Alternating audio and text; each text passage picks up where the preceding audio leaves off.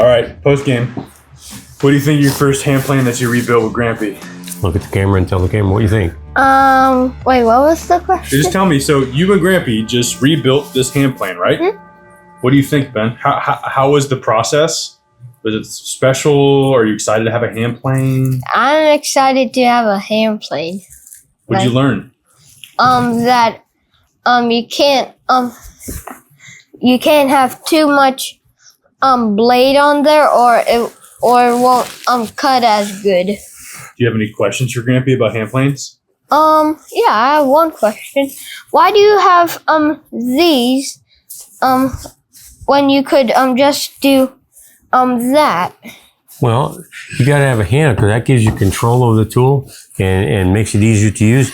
If you didn't have the handle and the tote, all you had was the body, it'd be pretty hard to hold on to it, pretty hard to control it. That's why they developed doing it that way. Okay.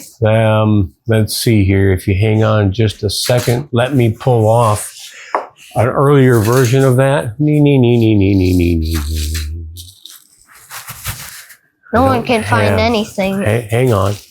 I'm looking for one like this. And this is called a coffin plane because of the shape of it. Mm-hmm. This is a really old one too. Mm-hmm. And what it doesn't have, you see it doesn't have the handles and the tote on it. So you had to kind of hold it like this in order to make it work. And the blade's not set up to cut on this, but that's how you had to hold it. So it just made it a whole lot easier when you could put the tote and the handle on there, just a whole lot easier to control. So that's why those are on there. Why do you have to have like the blade, like you know how the blade is down there? Why can it not be like up here? Well, the blade is up here. It goes all the way down through the body, and this is the surface that you're going to ride on the wood. So you've got to have the blade sticking down there in order to do the work that it needs to do.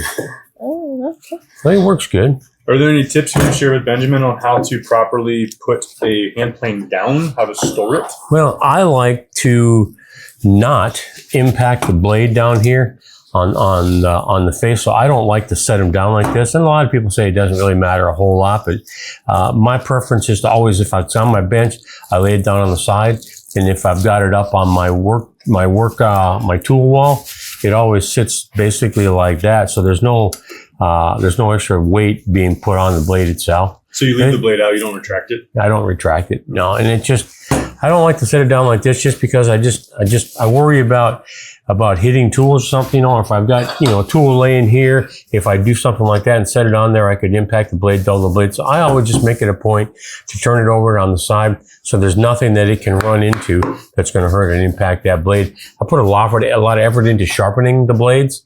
I don't want to put any thing next to it that's going to take away from that sharpness that I put in there. That scary sharp is super important.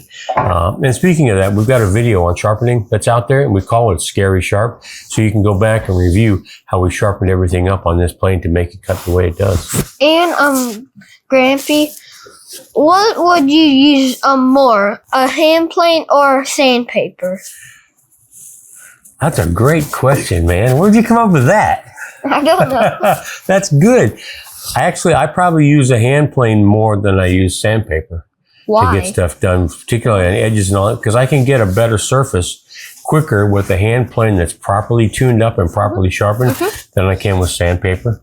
But if I've got a big tabletop or something like that, I'll sand that. But edges on a board like this, small board surfaces, I'll do them on a hand plane just because it's quicker and easier and I get a better result. Okay. Yeah, but wow, what a great question. You came up with that all by yourself. That's pretty awesome, man. Cool. So that's hand planes. How to set it up, how to clean it up first, how to tune it up, how to assemble it, how to sharpen. We've got a video out there on sharpening. And just once you get into it, they're addicting. Once you get it, you get one, pretty soon you get two, and then pretty soon you end up with a little bit of everything when it comes to hand planes, and you use them a whole lot. And they're just, yeah, they're just a whole lot of fun. They're neat tools to collect, and they do as good a job today as they did 100 or 125, 130 years ago.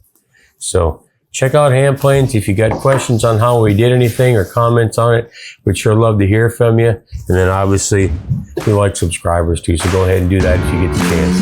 What do you think, buddy?